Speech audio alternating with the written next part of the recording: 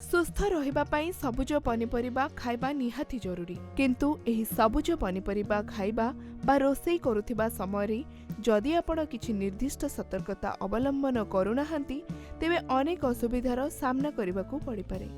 एही मामलारे सबुठारु आगरे रहिछि बंधाकोबी एवं फूलकोबी। फूल एवं बंधाकोबी रे सबुज रंगर एक पोक देखा जायथाय जहार नाम टेपबाम। एहाको साधारणतः समस्ते कोबी भाबी रोषेई करि दैथांती।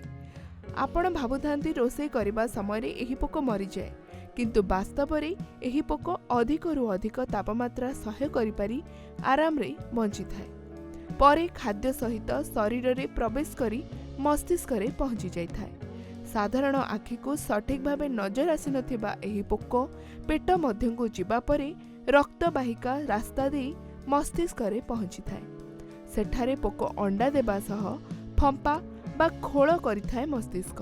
एही कारणरू असंभाळ मुंडबिंधा, ब्रेन स्ट्रोक एवं अनेक आटाक आदि आसीथाए।